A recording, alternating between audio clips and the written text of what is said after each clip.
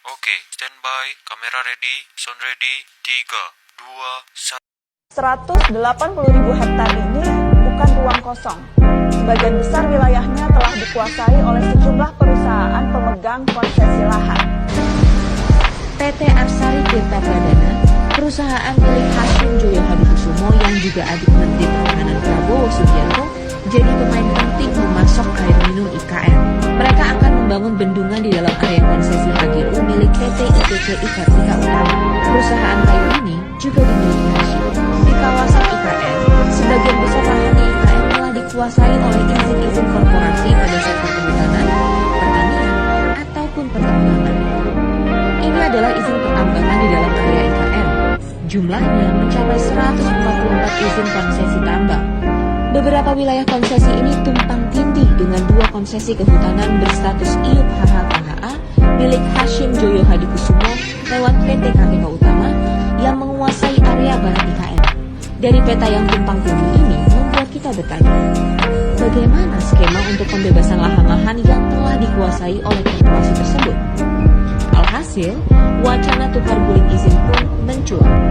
Mengenai sejumlah nama yang muncul dalam data konsesi lahan dalam kawasan ibu kota negara, kami juga sempat mengklarifikasi ke Gubernur Kalimantan Timur, Isran Nur. Jadi Pak Gubernur nyebut nama pengusaha Pak Hashim, adiknya Pak Prabowo. Ya, dia akan membangun sebuah waduk besar untuk suplai. Awalnya dia itu kan untuk suplai Balikpapan. Tapi dengan itu lebih dekat ya, ngapain dia ke Balikpapan kalau dia suplai kayak gitu? Memang grup Pak Hashim punya kan salah satu PT yang akan itu grup yang... Ya, jadi kan dia punya area di kawasan HPH. Di PHK namanya. Jadi, tau kan kenapa Prabowo pengen banget melanjutkan IKN? Karena lahan-lahan di IKN sudah dikuasai. Menteri PUPR Basuki Hadimuljono mengungkapkan terdapat 40 kontrak konstruksi untuk Ibu Kota Negara (IKN) dengan nilai kesepakatan mencapai 25,98 triliun rupiah. Dalam rapat kerja bersama dengan Komisi 5 DPR RI Selasa, tanggal 17 Januari tahun 2023, Basuki mengungkapkan, nilai tersebut termasuk anggaran reguler Kementerian PUPR di tahun 2022. Basuki Hadimuljono mengatakan, hingga minggu ketiga Desember tahun 2022, kontrak pembangunan untuk IKN sebanyak 24 kontrak dengan nilai 15,8 triliun rupiah. Hingga akhir Desember tahun 2022, bertambah lagi 16 kontrak dengan nilai kesepakatan mencapai 8,8 triliun rupiah. Pertama, keluhan kami sebagai Kalimantan Timur, kenapa dibeda-bedakan? Tidak ada undangan, sementara kami asli orang sini. Kami mau terjun langsung melihat kemerdekaan Indonesia. Di mana kemerdekaan ini? Di mana? Mentang-mentang kami awal mulanya ini cuma hutan, tapi dijadikan seolah-olah kami ini terpinggirkan. Kami tidak terima. Kami tidak terima. Mentang-mentang kami dulunya ini tidak apa-apanya dibandingkan Jakarta. Kami tidak terima. Kami mau terjun langsung ke sini jauh-jauh, mau merdeka, dijadikan kayak orang hutan. Kami tidak terima. Awal mulanya saya cuma diam-diam, tapi saya tidak terima. Karena ini negara kami, ini tercinta, negara kami tercinta, kami tidak terima. Ini bapak saya nih dari tadi kemarin mau ke sini dilarang. Saya tidak terima. Dilarang di sana. Area masuk di sana di proyek, kami cuma mau lihat Bapak Jokowi, dilarang masuk. Kenapa sih harus bikin IKN? Itu? Ya. Jawabannya sederhana. Satu, IKN itu bukan ide Pak Jokowi. Idenya dari zaman dulu. Hanya kebetulan di zaman Pak Jokowi, ide itu direalisasikan. Di zaman kolonial tahun 20-an, Batavia itu akan pindah ke Bandung. Karena Batavia banyak penyakit, malaria, sudah nikah, banyak orang mati, kan? Udah sehat. Pindahlah, militer pindah, Kementerian Perhubungan pindah, SDM pindah. Kok baru Jepang datang, halangi itu tempat dua. Jadi Bandung itu adalah IKN gagal versi pemerintah kolonial baru. Kalau sejarah tidak berbelok, itu akan jadi ibu kotanya Indonesia, ya namanya Bandung. Zaman Pak Karno kan di Kalimantan Ya, Palangkaraya ya. pakai jengkal gitu. Utara dapatnya Palangkaraya, gitu kan. Zaman Pak Harto nggak mau jauh dari Jakarta, Jonggol. Udah banyak spekulan tanah kan. Banyak korban ya. Nggak jadi, keburu reformasi. Nah, Pak Jokowi milih sekarang karena kita butuh air. Kalau Palangkaraya nggak ada air, nggak ada wilayah laut.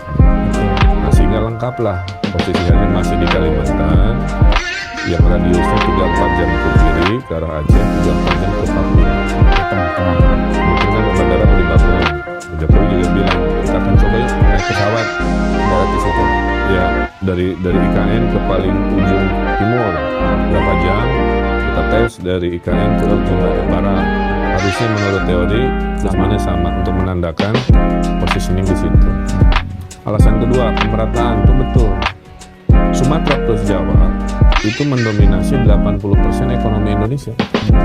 Sisanya Kalimantan, Sulawesi, dan ke timur hanya 20%. Kan jomplang kan?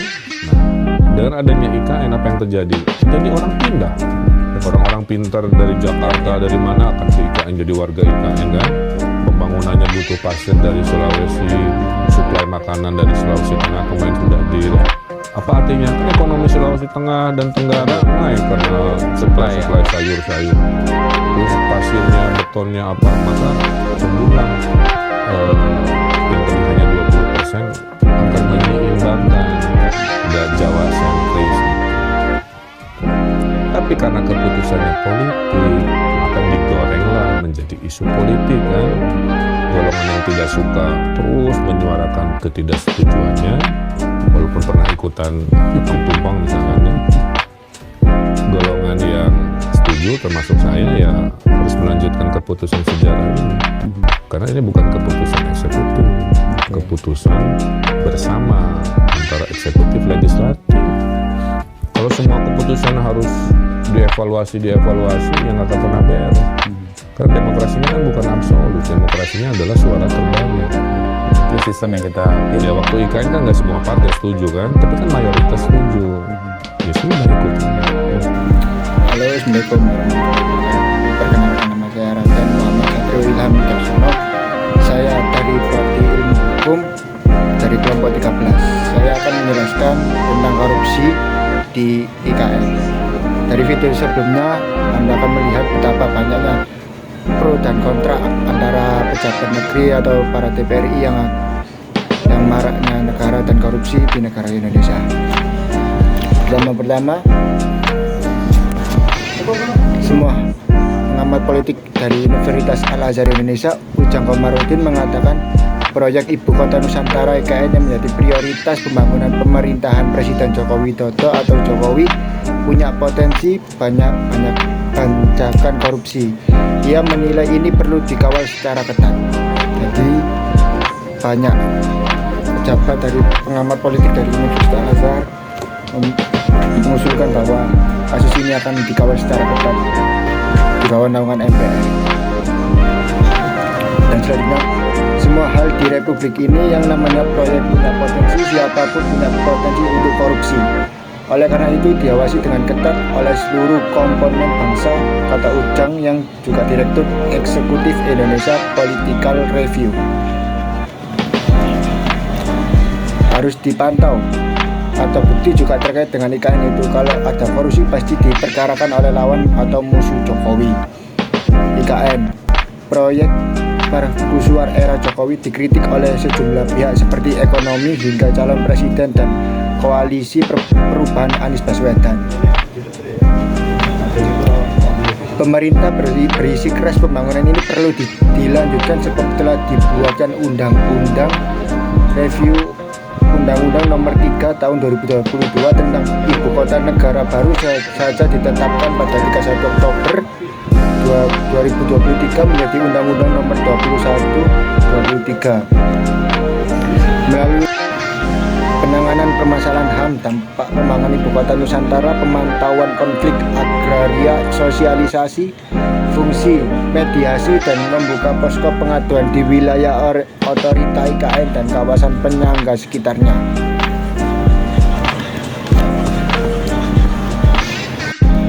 Presiden Joko Widodo menugaskan pelaksanaan tugas Wakil Kepala Otorita Ibu Kota Nusantara Raja Juli Antoni untuk fokus pada pengentasan masalah status lahan di IKN melalui orientasi kebijakan yang tidak merugikan rakyat.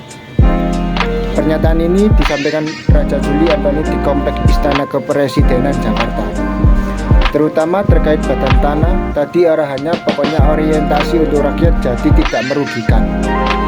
Kementerian Pekerjaan Umum dan Perumahan menginformasikan saat ini terdapat 286 hektar lahan di IKN yang bermasalah untuk diselesaikan melalui pendekatan penanganan dampak sosial kemasyarakatan. Skema yang dipersiapkan pemerintah berupa relokasi dan ganti rugi bagi masyarakat yang menerima lahannya digunakan untuk pembangunan IKN. Akan tetapi apabila tidak terjadi kesepakatan, otorita IKN akan mengalihkan lokasi pembangunan. Raja Juli menjelaskan kepastian hukum dari status lahan tersebut penting untuk menghapus keraguan investor dalam proses pembangunan IKN. Usai menerima penugasan baru tersebut, Raja Juli menyusun sistem kerja yang sejalan dengan arahan Presiden serta Undang-Undang Nomor 3 Tahun 2022 tentang IKN. Ini masih dapat arahan, masih saya sistemi dulu, katanya. Raja Juli juga menjabat Wakil Menteri Agraria dan Tata Ruang itu menyebut penugasan sebagai pelaksanaan tugas wakil kepada otorita IKN sebagai amanah besar yang harus dijalankan. Saya lagi dapat amanah besar, semoga bisa perform.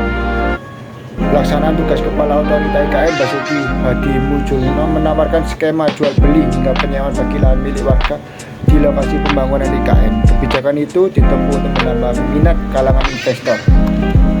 Jadi kami berdua akan segera memutuskan tanah di IKN ini apa dijual atau disewa. Kami ingin mempercepat sehingga para investor tidak rugi lagi untuk melakukan investasi tersebut. Sekian dari saya, terima kasih. Wassalamualaikum warahmatullahi wabarakatuh.